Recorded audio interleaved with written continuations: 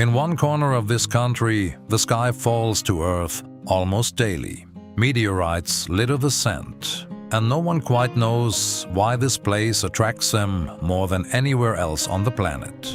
In another, goats climb trees, actual trees, balancing 30 feet up, eating fruit no hoofed animal should ever reach. Behind a set of cedar gates, painted the same color for 800 years, life still moves to the rhythm of the Middle Ages. And past those gates stands a university that has never once closed its doors. Not for war, not for empires falling, for over 1,000 years. None of this makes sense yet. It will. Step inside. Because Morocco never shows you more than one page at a time.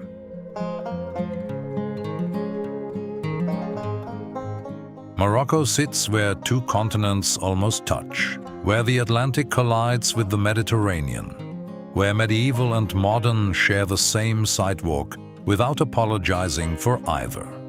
It's not really a country so much as a spine, a ridge of contradictions running from coast to desert, holding centuries together inside one kingdom. And here's the thing, Morocco never reveals itself all at once. Not to tourists rushing through, not to cameras chasing sunsets, not even to the people who've lived here their whole lives. You have to earn it, one chapter at a time.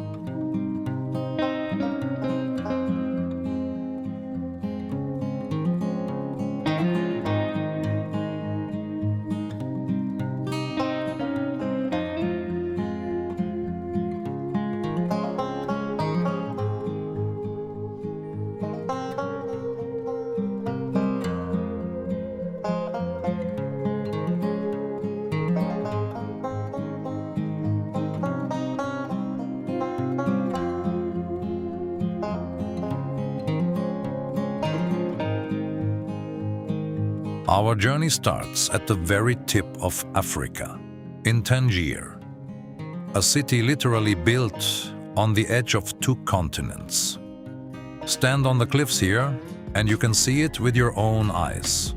The Strait of Gibraltar, just 14 kilometers wide, with Spain shimmering on the other side like a mirage that refuses to be a mirage. For centuries, empires fought over this stretch of water. At one point in the 20th century, Tangier was so valuable that 9 different nations agreed to rule it together. A single city, 9 governments, one impossible arrangement that somehow worked. Step into the Medina and the world narrows into alleyways, lantern light on stone walls, the smell of cumin and saffron drifting out of doorways. Carpets and leather hung so thick, the sky disappears. At Petit Socco, once a meeting point for spies, smugglers, and storytellers, you can still feel history breathing out of the cafe walls. This has always been a city of explorers too. Tangier is the birthplace of Ibn Battuta, the medieval traveler whose journeys dwarfed even Marco Polo's.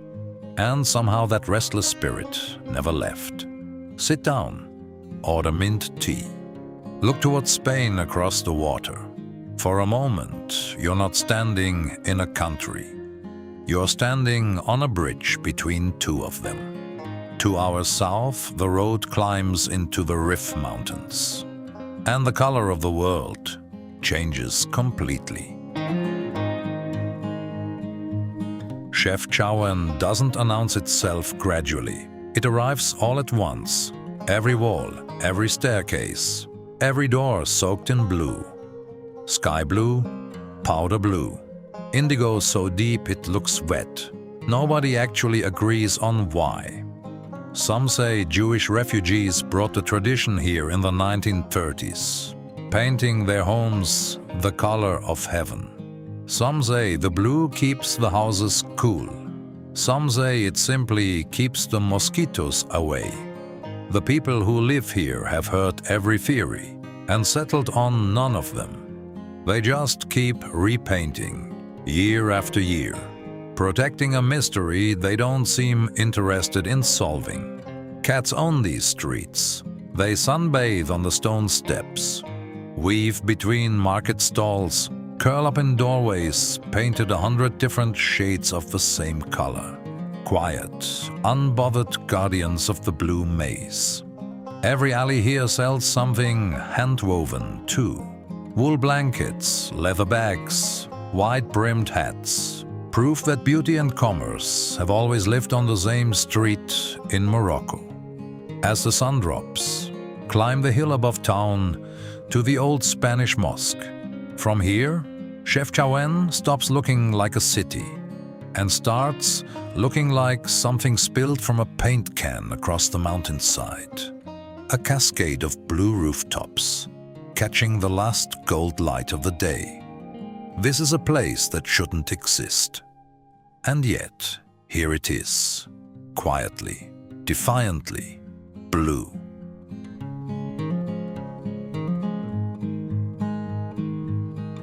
But here's a question worth sitting with. If this is what Morocco looks like in its cities, what does it look like where there are no cities at all? Where the streets run out, the color drains from the map, and there's nothing left but sand and sky.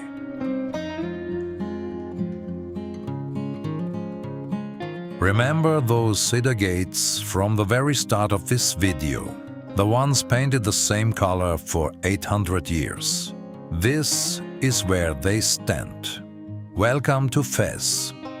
Pass through Bab Boujloud, and something happens that doesn't happen almost anywhere else on Earth. You leave the present entirely. Fez El Bali, the old city, holds over 9,000 alleyways, and not one of them allows a car. It's the largest car-free urban zone on the planet, which means the sounds you hear are the same sounds this city has made for 1,000 years. Hammers on copper, looms pulling thread, donkeys hauling goods through passageways, too narrow for anything else. And remember that university, the one that's never once closed its doors? That's the University of Al-Qarawiyyin, founded in 859. Not the oldest university in a region, not the oldest in a religion, the oldest continuously operating university on Earth. Its courtyards have held scholars since before most modern countries existed as an idea. Step inside and the silence feels earned. Centuries of thought, still echoing quietly off the tile. Now brace yourself, because Fez isn't finished being remarkable. Climb to the terraces above the Chowara tannery, and you'll understand why guides hand out sprigs of mint before you even ask. Below you, dozens of stone vats packed edge to edge, filled with a dye bath of pigeon droppings, cow urine, and quicklime. The exact recipe used here for over 1,000 years. Workers stand waist-deep in the vats, treating hides by hand, the way their grandfathers did, and their grandfathers before that. The smell hits first, the color hits second. Reds, yellows, ochres bleeding into each other like a painter's palette that's been left out in the sun for a century. It would be easy to assume this is a show, a recreation for tourists with cameras. It isn't. This is the same tannery, the same trade, the same families doing the same work they've always done. Not performance, but survival, passed hand to hand, instead of taught in a classroom. Nobody here is pretending to live in the Middle Ages. They just never left it. Fez has 800 mosques and 9,000 active workshops tucked into a single old city. Copper still gets hammered by hand. Leather still gets stamped, made in Fez, and shipped around the world. This isn't a museum with an admission fee. It's a living neighborhood that happens to be 1,000 years old. Quieter than Marrakech. More spiritual than Casablanca. If Morocco has a soul, most people who've been here will tell you it lives right here, behind these gates.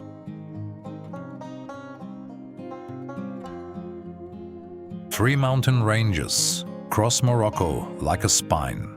The High Atlas, the Middle Atlas, the Anti-Atlas, separating the Atlantic coast from the desert beyond.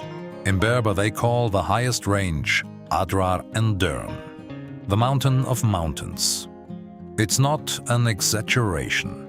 Toubkal Peak rises 4,167 meters into the sky, the tallest point in North Africa. And from the village of Imlil, the trail up takes 2 full days. Along the way, you pass through Berber villages that look like they grew out of the mountainside rather than being built on it. Homes of red mud and stone, terraced fields, carved into slopes, too steep for anything to grow. Families here have farmed the same terraces for generations. A shared glass of mint tea, bread pulled from a clay oven, a fire at night. Hospitality isn't a service here. It's inherited. At the summit, the noise of the world simply stops.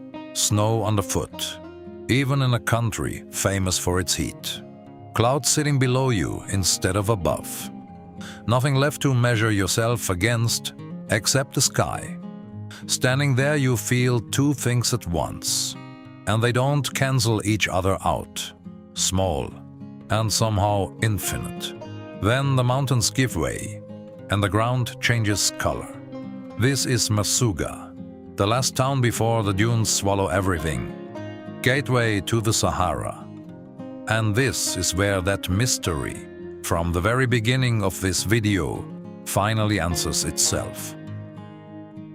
The Erchebi Dunes rise 150 meters into the air and stretch 22 kilometers north to south.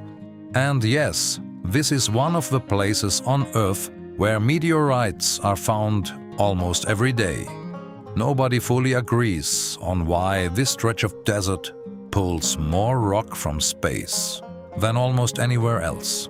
Scientists point to the pale, flat sand. Easier to spot a dark stone against. Others just call it luck. Either way, searchers still walk these dunes with their eyes down. And they still find them. Walking on the sand itself feels like walking on water. Your feet sink, the ground shifts, nothing holds still. Daytime heat can hit 50 degrees Celsius. By midnight, it can drop to freezing. And yet the desert isn't empty. Fennec foxes, sand vipers, scarab beetles, Berber nomads who navigate by starlight and wind patterns alone, the way their ancestors did when camel caravans carried salt and gold across these same dunes. Camp here for the night, and something happens that no photograph can quite capture. The sky fills with more stars than seems mathematically possible. And underneath it there's a silence so complete. It stops feeling empty and starts feeling sacred. Like the desert isn't absent of sound, but holding its breath. This is the heart of Morocco. Not a city. A silence you can hear.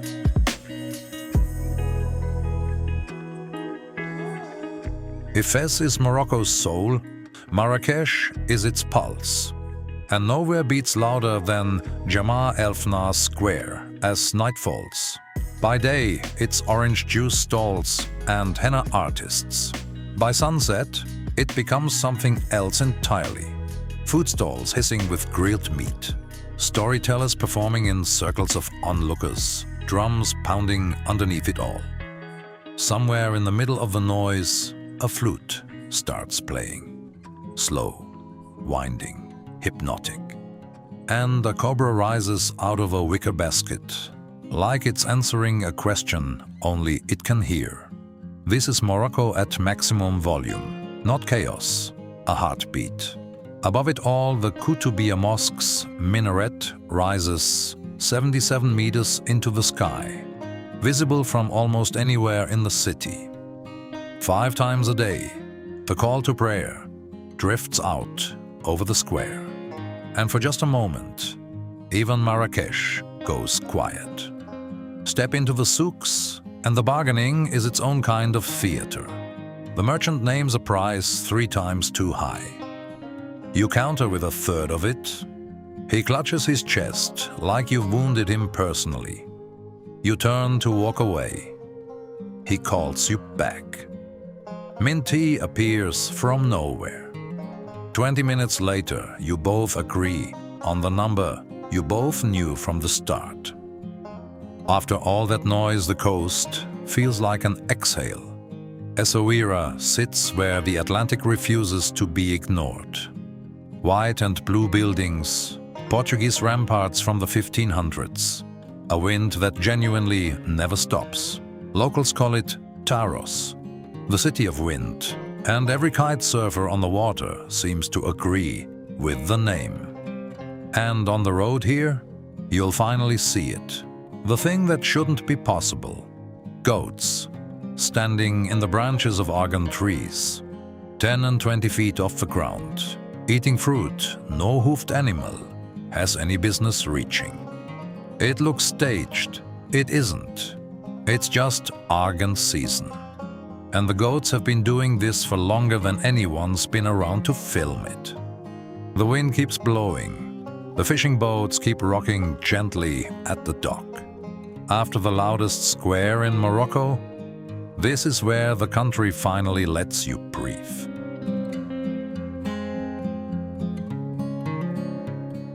So think back to where we started. The sky that falls to Earth almost daily. That's Merzuga. And the dunes that pull meteorites from space. More than almost anywhere on the planet.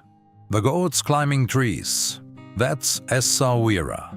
And fruit no hoofed animal should ever reach. The cedar gates painted the same color for 800 years. That's Fez. Still moving to the rhythm of the Middle Ages, and the university that's never once closed its doors. That's Al Qarawiyyin, teaching students since 859. 4 mysteries, 4 answers. And somehow still, this only scratches the surface. Because that's the thing about this country. We said it back at the start. And it's just as true now. Morocco never reveals itself all at once. It gives you 1 page. Then it makes you come back for the next. There's an old saying here, the world is a book, and those who never travel read only 1 page. Most people leave Morocco thinking they finally read theirs. The blue city, the desert silence, the gates, the tannery, the call to prayer drifting over a square at dusk. But the truth is quieter than that. Morocco doesn't hand you the whole book. It never has. It just lets you turn 1 more page than you expected, and leaves you standing there, dust still on your shoes, wondering the same thing every traveler before you has wondered. What else is written on the pages you didn't get to see?